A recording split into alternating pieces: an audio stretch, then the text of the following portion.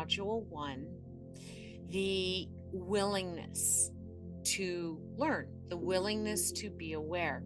If we do not understand what willingness is and how to get to a space of willingness, then we can confine the capacity that we have to learn and to be open, to come from a childlike curiosity, a beginner's mind, in a sense, come from a clean slate, so we are open to receive beyond expectation, beyond entitlement, beyond experiences, beyond attachments. And that's where we create this clean capacity to learn through the rest of the course.